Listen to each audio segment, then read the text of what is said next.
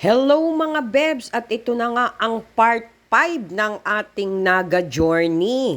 Ito yung araw ng linggo, time check, alas 5 ng umaga. Iba yung simba ng Sabado at iba rin ang simba ng linggo. So ito yung sa Basilica, kita mo ang haba ng pila ng pahalik mga bebs. At mamaya ay pupunta naman kami doon nga sa katedral. So ito yung misa sa Basilica, kita mo naman alas 5 ng umaga, napakarami ng tao, mga bebs. Yang upuan na yan ay kumuha ako ng isang upuan, nakala ko ay tuyo. Ang nakuha ko ay basa, kaya nagmisa akong basang-basa ang puwet ko. Hindi na ako nagpalit mga bebs, tiniis ko na lang. Kaya pala walang umuupo doon dahil basang-basa. Wala nang upuan, so dito na lang ako sa may hagdan, basta katapat ko ang altar at si Father. At eto na nga yung katedral mga bebs, so pagkatapos ng misa, diretso kami rito. At nung nakita ko lang walang pila doon sa pahalik, dyan sa likod ng altar na yan dumadaan, mga bebs, ay dali-dali na kaming pumila. At hindi ko siya palalagpasin. So mag-check out na tayo mga bebs. Kukunin lang natin ang ating deposit. At syempre, check yung room. Baka mamaya may kinuha kang tuwalya. So mga 11 AM kami nag-check out. Hindi na namin sinagad. Waiting lang muna tayo. So ayan mga bebs, inumpisahan na namin ang aming paglalakbay. Harinawang kami ay patnubayan ng Diyos at iligtas sa anumang aberya. At kakargahan muna natin ng pagkain ng aking sasakyan, mga bebs, para hindi siya pupugak-pugak. Mas mataas ng 2 piso dito o 150 yata ang gas. Ipupul tank uli namin dahil hindi natin masasabi kung mayroong traffic dyan sa kalsada.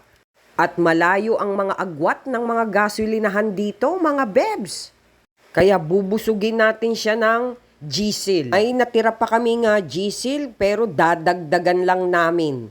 At larga na ulit tayo mga bebs. Ang unang stop namin ay dyan sa Sipukot, doon sa may Petron. So medyo malaki itong sinusundan namin mga bebs, kaya hindi kami makaka-overtake kabilaan. Kaya stay on the lane para iwas disgrasya. At yan nga, Diyos mabalos na sa Naga. At humingi si Habi ng pilinat at binigyan ko naman siya. Napaka-generous niyan, dinagdagan ko ng asukal. Wala siyang kaalam-alam. So dire-diretso lang tayo mga bebs. So mga 12 to 13 hours ang biyahe natin mga bebs. Isama mo na dyan ang aberya at problema sa kalsada at ang mga traffic. Isama mo na rin ang bukol-bukol at mga uka-ukang kalsada. So hindi na kami nagtagal sa aming mga stopover mga bebs. Nagyosi lang kami at uminom ng kape. Larga na agad. Ayan, ginabi na nga kami sa kalsada. At hindi pa kami kumakain. At may naistapan nga kaming kainan. At ayan si Doggy ang nag-welcome sa amin at nakatingin sa akin mga bebs. Naaamoy talaga nila ang mapagmahal sa hayop. At yan nga lang mga bebs ang aming ininom na naman kape. Napakahabang biyahe. Ngayon lang kami makakakain since 6 o'clock in the morning. Yung free breakfast dun sa hotel. Ngayon lang uli makakakain. At itong kape. Wala ka namang kinain, bibs Ayaw mo yung paninda nila Sobrang traffic. Tapos ang lalaki pa ng haba pa ng truck na mga kasabay namin, mga bebs. Pagbaba ko ng sasakyan para akong astronaut, para nakaangat ang aking mga paa sa hangin. Ganon ang feeling. So 3 hours pa ang biyahe. Nandito na kami nasa Chaong na kami, so 3 hours pa. Pero hindi pa natin alam ang movement ng kalsada, mga bebs. At ang itsura ko, Diyos ko, para na ako naninigas ang aking mga buhok.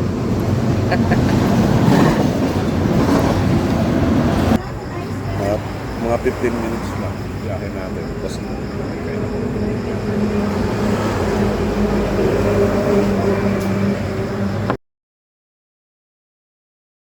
So wala ko talagang in-order mga bebs dahil nung nakita ko yung mga pagkain para ng mas malamig pa sa ilong ng pusa. Malamig pa sa paa ng para kang ninenervyos. At sobrang antok na ako dyan mga bebs. At ito ang totoong pagkain mga bebs.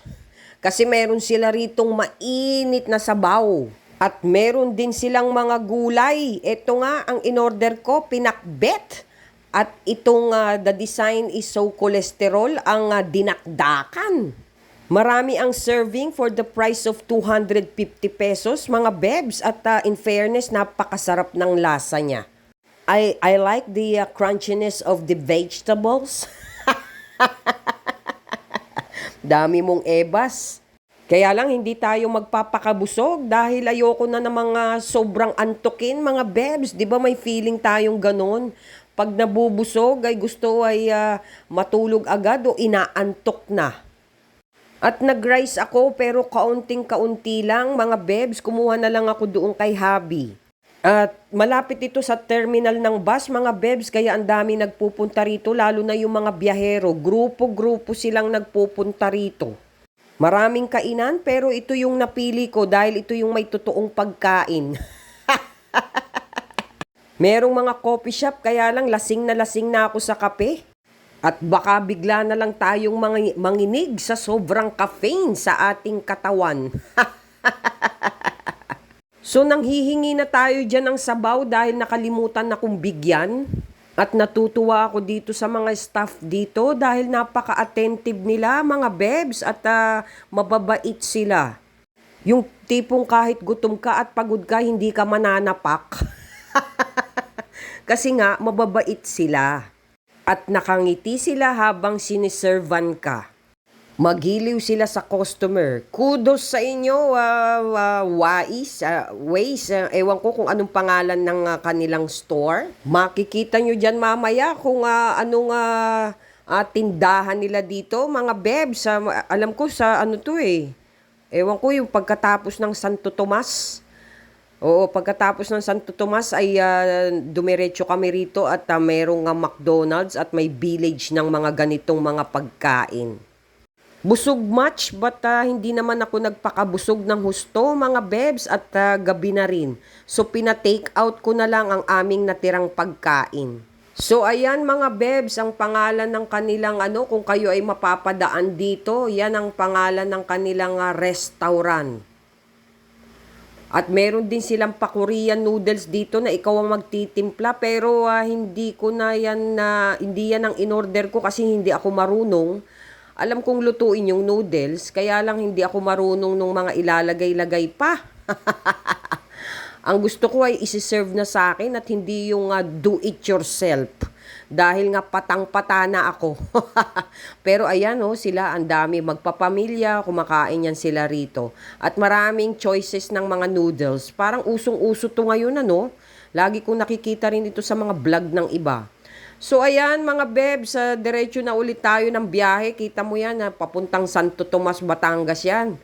Ay talaga namang grabe ang haba ng traffic at sulong-sulo ka sa mga ilaw na sobrang mga high.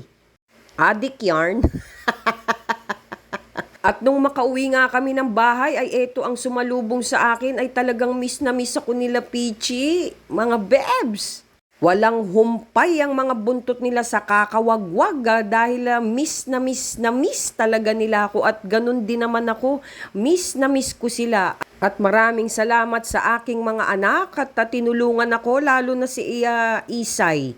Siya lahat talaga ang nag-aalaga dito kala Chocolito at kay Peachy.